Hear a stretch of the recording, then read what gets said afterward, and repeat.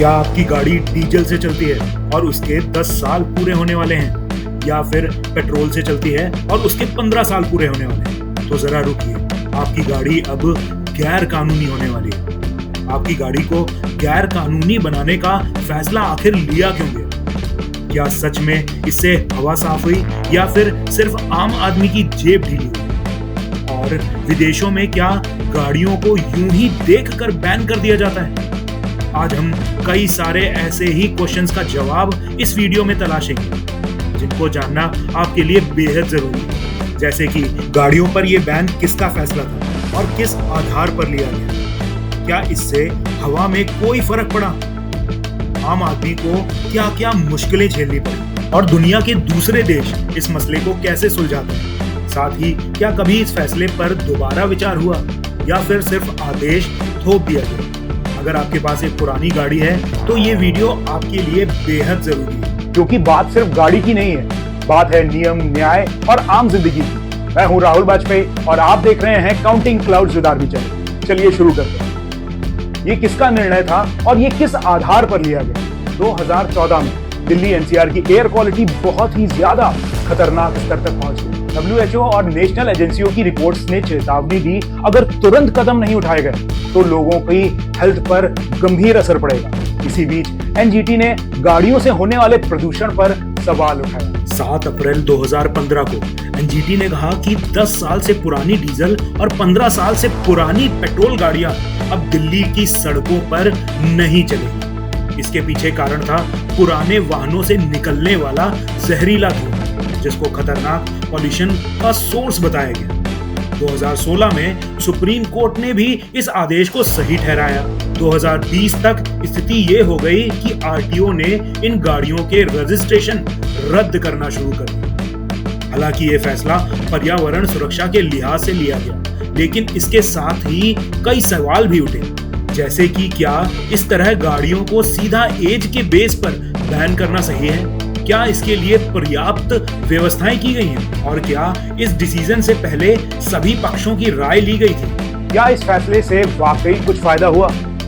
देखा जाए तो इसका जवाब सीधा नहीं है। कुछ अच्छे नतीजे जरूर दिखे, लेकिन आम लोगों की तकलीफें उससे कहीं ज्यादा सामने आई। रिसर्च में ये बात सामने आई कि पुरानी डीजल गाड़ियों के हटने से हवा की क्वालिटी में सुधार जरूर हुआ, और इस पर मुहर लगाई 2019 की सफर यानी SAFAR की रिपोर्ट में, जो कहती है कि गाड़ियों से निकलने वाला धुआं करीब 5 से 7% तक कम हो गया, खासकर सर्दियों में। नई टेक्नोलॉजी जैसे कि BS6 गाड़ियों और इलेक्ट्रिक व्हीकल्स को बढ़ावा देना भी इस कदम का एक खास पहलू था। लेकिन दूसरी तरफ जमीनी हकीकत ये भी है कि ये फैसला बहुत से लोगों के लिए भारी पड़ गया। किसी ने खून पसीने से पैसा जोड़कर जो गाड़ी खरीदी थी, जो अब भी चलने लायक थी, लेकिन उसे सड़क से हटा दिया। ना बेचने का कोई ऑप्शन, ना कोई स्क्रैप का वाजिब मुआवजा। सबसे ज्यादा मार उन पर पड़ी जो अपनी रोजी रोटी इन्हीं गाड़ियों से चलाते थे, जैसे कि टैक्सी ड्राइवर, डिलीवरी बॉय या छोटे व्यापारी। उनके लिए ये गाड़ी सिर्फ गाड़ी नहीं, बल्कि पेट पालने का एक जरिया था। तो बात साफ है, नीति की मंशा चाहे सही रही हो, लेकिन उसे लागू करने का तरीका लोगों की तकलीफें बढ़ा गया।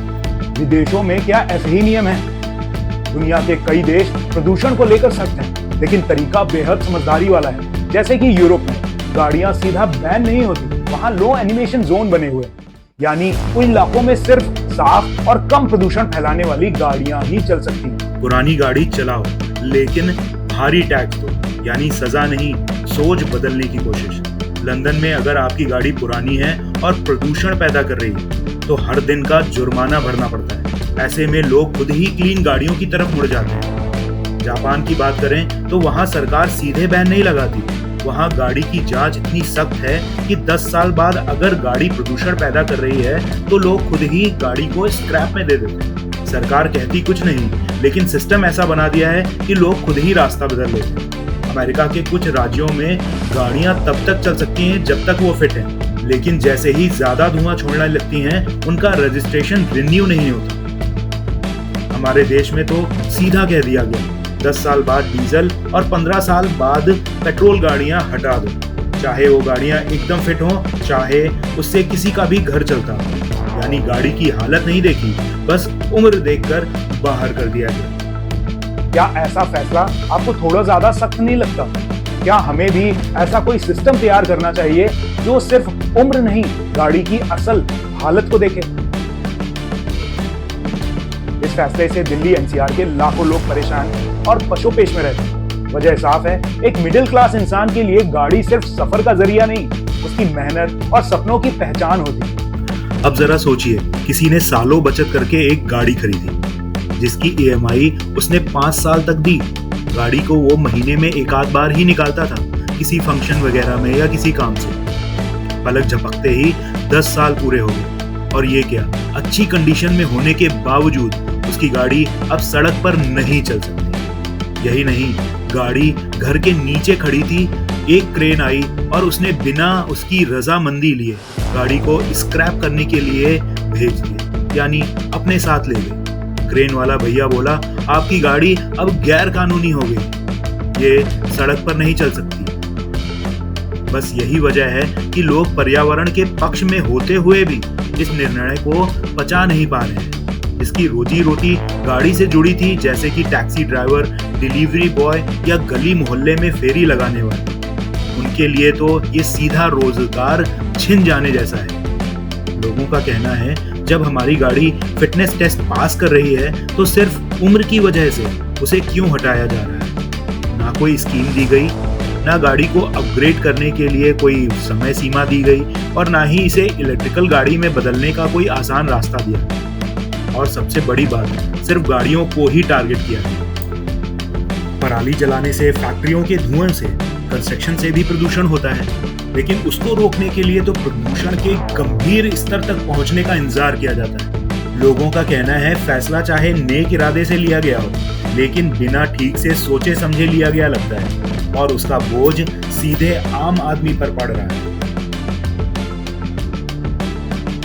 हाँ, कई बार लोगों ने कोर्ट में दोबारा सोचने की अपील जरूर की, लेकिन हर बार जवाब लगभग एक जैसा रहा। 2016 में ट्रक और कमर्शियल गाड़ियों वालों ने कोर्ट में कहा कि कुछ गाड़ियों को छूट दी जाए। कोर्ट ने सिर्फ जरूरी सेवाओं वाली गाड़ियों को छूट दी, बाकियों के लिए कोई राहत नहीं मिली। 2018 में आम लोगों ने पूछा, जब हमारी गाड़ी पूरी तरह से फिट है तो सिर्फ उम्र देखकर उसे क्यों हटाया जा रहा है? तो कोर्ट ने कहा, प्रदूषण सबकी परेशानी है, नियम सब पर लागू होंगे।